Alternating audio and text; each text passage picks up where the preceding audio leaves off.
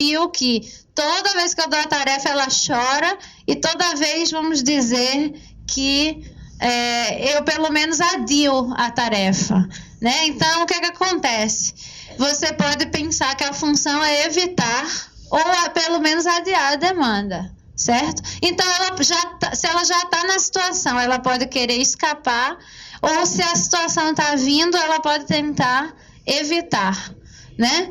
Se morder e bater com a cabeça quando a mãe está ao telefone. E aquele exemplo que eu falei, se toda vez que a mãe está ao telefone, ele começa a se bater e a mãe para e vai dar atenção a ele, e ele continua fazendo isso, a gente pode supor que a função é chamar a atenção da mãe. Chorar alto e jogar objetos no chão quando a TV é desligada. E aí você vê que toda vez que ele chora, quando a televisão é desligada, a mãe fica com pena e liga de novo. Então, qual seria a função? Conseguir o que ele quer, obter algo. Fazer sons agudos e balançar as mãos quando excitado com algo. A função aqui pode ser se autoestimular com o input sensorial oferecido pelo comportamento. Aí entra na pergunta dela, né? Algumas funções, alguns comportamentos têm função externa. Outros, a função é um prazer interno. Lembra daquela coisa dos motivadores intrínsecos? Então, calma aí, calma. Eu ainda estou discutindo as funções. Identificando as funções. Calma.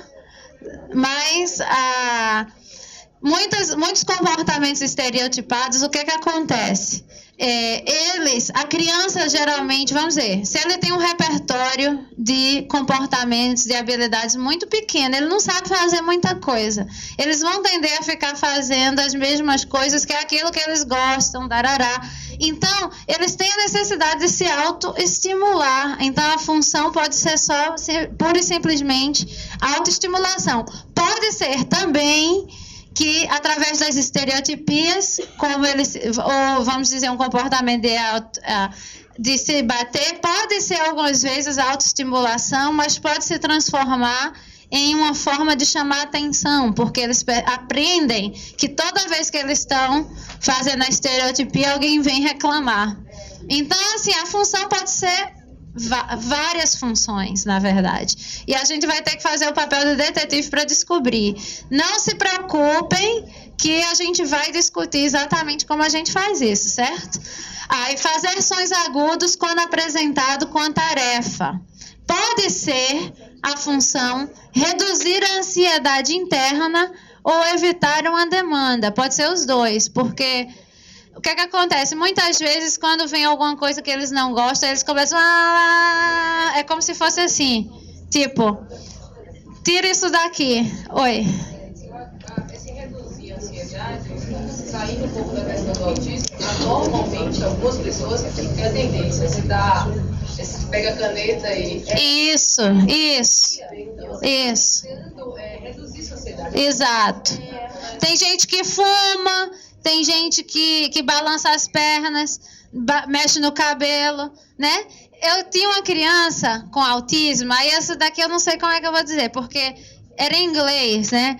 E aí ele começou a dizer, ele dizia para si mesmo, I'm alright, eu tô bem. Só que ele falava assim, I might. Que era I'm alright, mas bem, que era eu estou bem. Então ele aprendeu a usar isso como uma forma de se autorregular, que é uma coisa, em certo sentido, saudável, só que a gente tem que modelar para que se torne algo funcional e adequado. Eu tenho, nesses 18 anos, mãe do Léo, eu estou vendo que o autista não é um extraterrestre. Não, isso. Exatamente as mesmas características que todo mundo. Exato. Se mostra de uma maneira muito exacerbada. Exato. Precisa ser moldado. Isso. Então, gente, ela falou uma coisa assim importante. Ela dizendo, nesses 18 anos de ser mãe do Léo, né? Que ela descobriu que as pessoas autistas não são extraterrestres, que elas funcionam de forma muito parecida com a gente, só que de forma exacerbada, tal. E é isso que eu sempre digo, os comportamentos autistas, eles não são diferentes de coisas que a gente faz. A grande diferença é a intensidade, a persistência, e que de alguma forma esses comportamentos nos impedem de funcionar de forma adequada. E a gente vai trabalhar com eles exatamente polindo, expandindo, para que eles consigam funcionar de forma mais adequada no mundo, né? Então, só para terminar isso aqui, ó, chorar e cobrir os ouvidos quando alguém está dando uma descarga, né? A função pode ser diminuir a intensidade do estímulo sensorial, né, devido à supersensibilidade ou baixa tolerância a certos estímulos. Então, gente, como eu disse, todo comportamento vai ter uma função, mesmo que ele não seja óbvio. Às vezes também a gente pensa que a função é uma e depois a gente descobre que ela é outra, certo? Então, assim, eu estou supondo, no caso do menino que você está falando, que é autoestimulação, a estereotipia dele. Porém, ele já pode ter aprendido a usar essas estereotipias para outras coisas. Como é que eu vou saber? Só vou saber fazendo a análise funcional, que a gente vai falar um pouquinho depois do intervalo. Da análise funcional do comportamento. E a gente já tinha falado do quê? Que é importante identificar o comportamento, porque se a gente vai trabalhar em cima de um comportamento, a gente tem que saber qual é o comportamento. Deixa eu tirar essa água aqui da frente. Os antecedentes, os desencadeadores. Gente, por favor. Eu sou uma mulher séria. Tô aqui. Não, sério, vamos lá. E ver as consequências, certo? Só que o último slide que a gente viu antes foi assim, aquelas possíveis funções, lembra? Só que ali naquelas possíveis funções, o trabalho já estava feito, vamos dizer. Não é assim que acontece na vida. A gente olha e tem que descobrir qual é a função. A gente vai ter que fazer uma análise funcional, certo? Então é importante, a primeira coisa para ter em mente é que um mesmo comportamento pode servir a várias funções diferentes, isoladamente ou simultaneamente. O que é que isso significa? Eu posso chorar, gritar, me bater, me morder para vários propósitos, certo? Por exemplo, eu posso fazer isso para chamar a atenção de manhã, posso fazer isso porque eu quero que ligue a televisão, né? Então, não é assim que um comportamento tem uma função. Ele vai depender, ele pode ser usado ou exibido com funções diferentes. E o pior, infelizmente, até ele pode ser exibido com funções diferentes, propósitos diferentes ao mesmo tempo. Eu posso chorar, gritar, espernear, tanto para escapar uma demanda, quanto para chamar atenção. E isso é complicado, gente, porque o que acontece? Se eu estou dando atenção, eu estou reforçando essa função. Mas, assim, se eu for tentar, se eu tirar a demanda para poder parar de dar atenção a ele, eu estou reforçando o comportamento de escapar da demanda. Mas se eu também continuar dando a demanda para não reforçar essa função, aí eu vou estar dando a atenção. E agora? O que a gente faz? Né? Então é complicado. Mas assim, eu diria, só para vocês não ficarem sem resposta para isso, eu diria que eu faria o seguinte. Eu ia priorizar remover a atenção até ele se acalmar. Quando ele se acalmasse, eu voltaria com a demanda. Se ele fizesse de novo, eu me retiraria de novo, até que ele perceba que ele só vai sair daquela mesa depois que ele cumprir, digamos, com a demanda. E que é parecido com o seu exemplo aí. Porque o que acontece? Ele nem está ganhando atenção, mas apesar dele estar conseguindo adiar a demanda, ele não está conseguindo escapar, né? Então, você vê que a gente tem que ter cuidado, e a primeira coisa é tentar descobrir a função. né? E aí, a função de um comportamento pode variar entre pessoas e até mesmo na mesma pessoa de um momento para o outro. Isso é muito importante. Então, como é que a gente descobre a função de um comportamento? A gente identifica o antecedente, comportamento e a consequência. Eu não vou passar esse exemplo, que é só para ver, para vocês identificarem o que é o comportamento, antecedente e consequência. Vou passar. Então, para sabermos, a análise funcional requer mais do que a identificação da tríade, certo? Então, para sabermos que aspectos do ambiente estão servindo como desencadeadores ou antecedentes do comportamento e que tipo de influência uma consequência está tendo, né? Se está sendo um reforço positivo, negativo, a gente vai precisar primeiro fazer um registro do comportamento ao longo de um dado período de tempo. Lembram-se que eu falei que nada é, digamos, um reforço ou uma punição por si? Lembram? A gente vai ter que ver qual é a influência disso no comportamento ao longo do tempo, né? Então, é importante que a gente... E também outra coisa, lembra aquele exemplo do antecedente que era a unha pintada de vermelho? Então, para a gente descobrir qual é o elemento que está desencadeando, também a gente tem que ter o registro daquele comportamento ao longo do tempo, para a gente começar a perceber que tudo... Assim, toda vez que aquele elemento está presente, você vê que o comportamento também está presente. E às vezes é mais do que um elemento. Então, é realmente trabalho de detetive. Eu digo, é trabalho de detetive. Então, por exemplo, pode ser uma questão do dia, da hora, do contexto, da atividade, né? As consequências. O que aconteceu?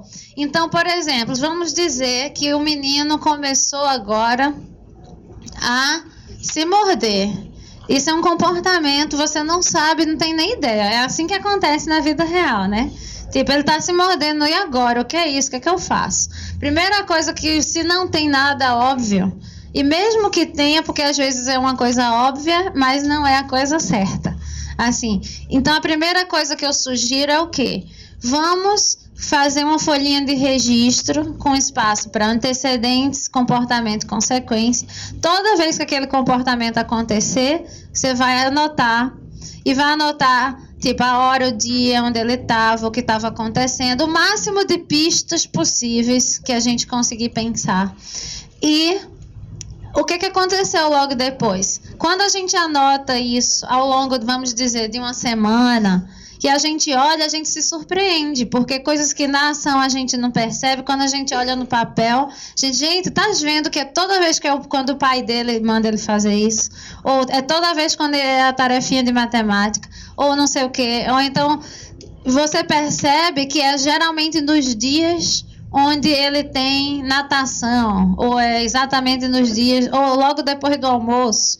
Assim, aí você começa a perceber coisas que são recorrentes, né? Ou então você percebe que é toda vez quando ele está com o pai, mas você vê que o pai é o que deixa ele escapar da demanda. Então, não é só o antecedente, mas também a consequência. Então, essa análise vai ser importantíssima, porque quando a gente começa a juntar esses pontinhos, a gente começa a pensar, gente, então parece que essa consequência está reforçando. Se está reforçando, a função já deve ser tal. Então, a gente começa a supor possíveis funções desse comportamento. Não é que a gente vai ter certeza, mas a gente vai ter suposições dessas funções. E aí a gente vai fazer o quê? Testar, certo? Por exemplo, vou usar mais uma vez o exemplo dela, né? O menino está se mordendo, não, se batendo. Aí ela vai lá, tenta bloquear. E aí ela percebe que toda vez, quanto mais ela bloqueia, mais ele se bate. Então você fica, pronto, a função deve ser chamar atenção. Se você supõe que a função é chamar atenção, então vamos fazer um teste. Como é que a gente faz? Para ter certeza disso, a gente vai mudar a consequência, certo? Então, ao invés de dar atenção, que é o que ele quer, eu vou parar de dar atenção para ver o que acontece, para ver qual é a consequência qual é a influência dessa nova consequência no comportamento, né? Tá fazendo sentido para todo mundo? Então, por isso que é tão importante descobrir a função. Porque aí a gente tenta ver, a gente consegue predizer quando o comportamento vai acontecer. Porque, por exemplo, se a gente descobre que o antecedente desencadeador de um comportamento, vamos dizer... Desculpa, pode ser a mãe, certo? Mas eu vou dizer o pai. É o pai. Por exemplo, quando a mãe manda a criança escovar os dentes, não sei o que, se preparar para ir para a escola, não tem problema. Quando é o pai, é uma confusão. Vamos dizer, se você descobriu qual é o antecedente, você já pode prever que o pai, estando presente, vai ser confusão. Um dia você está muito atrasado, tem que sair. Então eu vou dizer, hoje tu não vai mandar ele fazer nada. Quem vai mandar sou eu, porque a gente já antecipa que se for o pai, vai ser muito mais confusão e a gente vai acabar chegando atrasado. Então, quando a gente descobre quais são os antecedentes, a gente pode manipular os antecedentes, porque se eles não estão presentes, o comportamento provavelmente não vai acontecer. Diga, querida. Um dos antecedentes, a gente já sabe que é na escola, o ambiente, os colegas, que muitas vezes verbalizam alguma coisa que eles mesmos falam. Aham. Que se faz dando. Então, em primeiro lugar, se o comportamento é exibido na escola, a gente vai ter que fazer uma análise funcional desse comportamento na escola. Oi? Quem é a pessoa? Então, veja só. Você é o que? Mãe, é? Isso. Então, gente, esse é um negócio complicado, porque aí isso é uma coisa mais geral que está por trás de qualquer trabalho, que eu sempre digo. Uma coisa é o desenvolvimento de trabalho em parceria, certo? Que eu sei que é difícil, mas assim, quando a família e a escola trabalham em parceria, você pode chegar e dizer, olha só, eu aprendi isso, tem essa questão da... Vamos partilhar esse conhecimento, vamos tentar fazer isso? Olha só, primeiro passo, eu vou trazer para você essa folhinha de registro, narará, explica bonitinho, e a pessoa que está lá, alguém que está lá, vai tentar, vamos dizer, a professora registrar toda vez que acontecer esse comportamento, o que estava acontecendo antes, o que estava acontecendo depois. Depois você e a professora sentam juntos, tentam olhar e descobrir, tá vendo o que é? Deve ser isso, a função deve ser essa. Aí depois... Próximo passo, buscar estratégias de intervenção. Aí, claro, infelizmente, o ideal era que existissem outros profissionais, digamos, como eu, que, tipo, um dos meus trabalhos nos Estados Unidos era exatamente isso. A gente fazia consultoria em escolas. Por exemplo, eu estou trabalhando com a criança no hospital e ele está tendo problema na escola. Eu vou à escola, eu observo, eu trabalho com a professora, A realidade do Brasil não é essa, né? Então a gente tem que ser criativo e trabalhar com o que tem. Se eu estou te passando esse material, assim, vamos tentar repassar isso para os professores, assim, digamos, no caso, as mães, pais que estão aqui.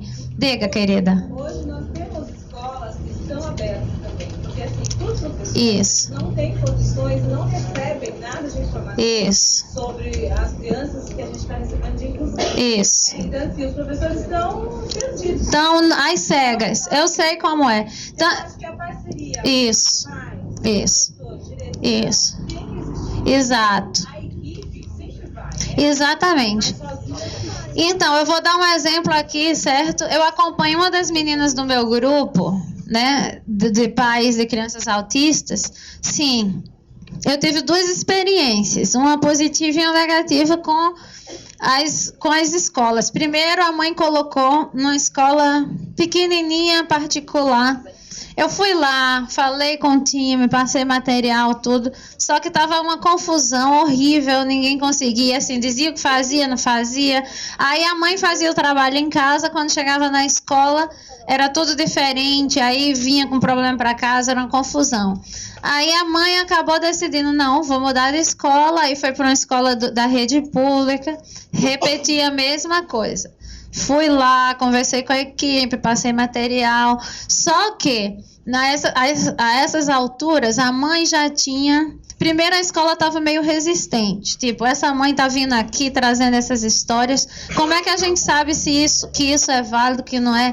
Só que aí a mãe já vinha fazendo essas alturas um trabalho. E ela disse, deixa eu te mostrar. Porque aí, tipo, a menina chegava na escola, destruía, ninguém conseguia fazer nada com ela. Aí a mãe chegou, disse, deixa eu te mostrar, vamos aqui para a sala. E a mãe mostrou, a mãe mesmo, trabalhando com a criança, e viu, tá vendo como dá certo, sei o quê? Aí a escola ficou curiosa. E disse, não, então, traz a Micheline aqui, por favor, que a gente quer ouvir. E aí eu fui, falei, darará. E aí, depois disso, foi realmente criada a parceria, porque deu credibilidade ao que a mãe falava. E aí, tipo, não é aquela coisa de que os professores vão necessariamente ter que saber mais do que os pais, ou os pais saberem mais do que os professores, mas a gente pode tentar pegar um pouquinho de conhecimento de cada um e tentar, né, chegar em comum acordo, tentar achar estratégias de promoção do desenvolvimento dessa criança. Porque, assim, isso é uma coisa que ele estava levantando aqui no intervalo, a questão da inclusão, né, que é muito complicada, que, assim, a ideia de inclusão, pelo menos que eu conheço nos Estados Unidos, e que a minha ideia, eu concordo, é que toda criança tem direito a ser incluída na educação e na sociedade, mas o que acontece? Eu acho que a forma como ela está sendo interpretada aqui no Brasil é um pouco distorcida, porque inclusão social não é só colocar todo mundo junto, é dar... Lembra da ideia das habilidades adaptativas que eu falei no começo? Então, uma verdadeira inclusão educacional e social seria o quê? Dar uma educação à criança que promova desenvolvimento, que ela consiga funcionar na sociedade de forma eficaz, né? Então, se a gente está ensinando coisas, mesmo que a gente ensine no modelo inicialmente individualizado, né?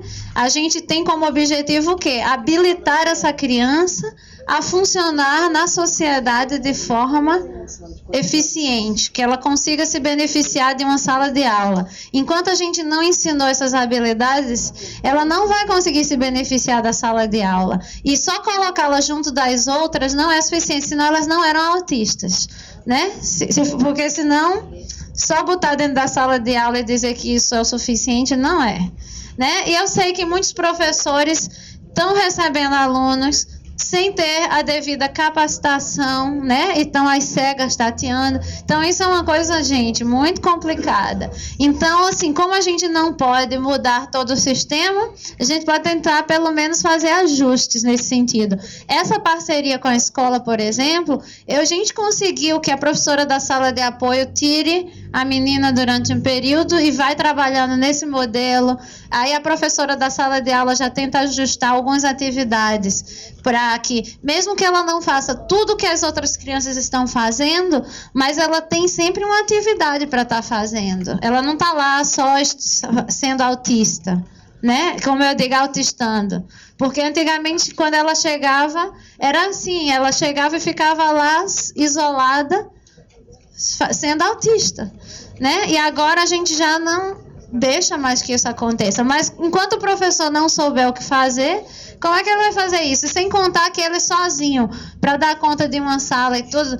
Por isso que eu estou dizendo, não é o tipo de dinâmica de inclusão que eu concorde, mas a gente, com parceria, é a única forma da gente tentar ter algum proveito do que está sendo estabelecido, senão não tem condições. Diga, querida. Então, tem um modelo de escola pública em Portugal muito interessante, que eles fazem assim, tem uma sala onde as crianças com autismo elas ficam e elas vão aprendendo as habilidades. Isso. Vão aprender a se comunicar. Isso. Sabe de coisas, ferramentas para poder... Exato. E aí, eles vão fazendo a transição. Exatamente. Vai fazer lanche. Isso.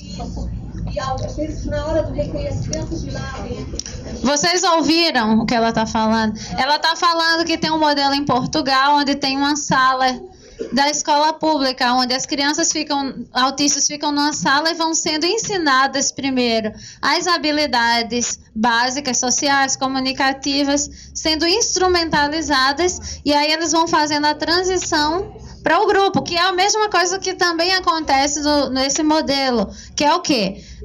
Idealmente, a gente vai começar num trabalho individual com a criança, e aí a gente vai aumentando o repertório de habilidades até que ela consiga trabalhar com 2 coleguinhas, 3 coleguinhas, até que ela consiga se beneficiar de uma sala de aula. Diga, querida. Só para dar um exemplo que você está falando, né? Ela é cheia de bons exemplos, olha aí. Não, porque eu sou humana, Diga. eu posso dizer. O meu filho, por exemplo, eu nem sabia que ele era autista, eu coloquei ele numa escola, não conseguia, né, ficar na sala, tudo foi até aí que eu comecei a desconfiar e a gente descobriu que ele tinha. Mas do começo do ano pra cá, tava com 3 anos, a gente colocou ele na escola, ele não ficava, assim, muito ainda. Ele tava em tratamento, acho que uns 4 meses, mais ou menos. Aí, agora, depois, vamos colocar assim, depois das férias agora, ele faz tratamento segunda, quarta e sexta, psicóloga e fono. E agora tá fazendo terça e quinta também, é terapeuta ocupacional e uma professora. Ele fica na sala o tempo todo, falta 40 minutos para ele ficar, tempo integral. E ele já faz várias atividades, fica nas mesinhas com 5, 6 crianças sentadas. Mas por quê? Porque ele fica na escola, mas ele tem a terapia paralela, que senão eles não conseguem. Isso, exatamente, é isso que eu estou dizendo. Veja, eles não vão, como eu disse, as crianças que não têm autismo, né, elas aprendem nesse caos que é o ambiente típico, regular, de ir para a escola, não sei o quê. A criança com autismo, né, ou o indivíduo com autismo, ele vai precisar, primeiro, que a gente trabalhe de forma bem estruturadazinha e sistematizada para ir, digamos, aumentando o repertório de habilidades para que ele consiga se beneficiar. Como lembra que eu falei, se a criança não consegue prestar atenção, imitar, responder quando chamado pelo nome ou comandos verbais, discriminar coisas que são similares e diferentes, como é que ele vai conseguir aprender qualquer outra coisa? Então a gente vai ter que ensinar essas coisas básicas, né? E assim, ao longo do tempo, eu sempre digo, para as crianças que já têm um repertório mais avançado, aí a gente vai estar sempre o quê? Acompanhando como ele está se desenvolvendo, progredindo, e você vai ver que o mais legal de tudo é que, uma vez que a gente ensina algumas coisas básicas, eles mesmos começam a generalizar e aprender do mundo, assim, por observação, tal. Tem coisas que eles ficam enganchados. Aí, nessas coisas que eles ficam enganchados, a gente vai ter que pegar e pensar, ok, como é que eu ensino isso? Aí a gente tira, eu estava até falando aqui com a Érica, né, que assim, tipo, ele escova os dentes, não sei o que, mas ele não consegue cuspir, ele engole. Tem uma coisa que ele está enganchada. Então, uma vez que a gente identifica isso, vamos prestar atenção nisso, vamos trabalhar só com cuspir, engolir, ou soprar, cuspir, separado, né? Então, a gente vai identificando, porque tem coisas que eles conseguem, vão deslanchando. Assim, é surpreendente, mas tem coisas que empacam. E essas coisas que empacam, a gente vai ter que pegar e ensinar bem direitinho. Tem algumas crianças que têm dificuldade de generalizar. Então, você vai ter que ensinar a mesma coisa num lugar, no outro, até ela começar a perceber que é algo geral. Então, assim, o trabalho é individualizar. Comportamento desejado ou indesejado que está se adequando ou não para aquele contexto, daquela família, daquela cultura, né? Então, por isso que a gente vai trabalhar em cima disso. Vamos dizer, deixa eu pensar, que tem certas coisas, inclusive eu lembro, olha só, eu lembrei agora de um exemplo, que tinha uma menina lá nos Estados Unidos, que na escola, veja só, que ela não tinha muito esses limites sociais. E ela chegava, saía abraçando, beijando todo mundo, ficava falando assim, no rosto né? E estava incomodando os coleguinhas, não sei o quê. E eu disse assim para a mãe e para a professora: manda ela para o Brasil que ela tá tranquila lá. Porque aqui no Brasil, né? Todo mundo chega, abraça, beija, não tem problema. Mas assim, é aquela história. A gente tem que pensar quais são os valores e os aspectos que são importantes para ela conseguir sobreviver e funcionar bem onde ela tá, né? No seio daquela família, daquela cultura, da comunidade, da cultura do país, seja lá o que for. Então, assim, é uma coisa que a gente vai trabalhar com o que são os comportamentos desejáveis e indesejáveis socialmente. Aí já entra a questão do valor, né? E claro que tem coisas que às vezes os pais ou os professores podem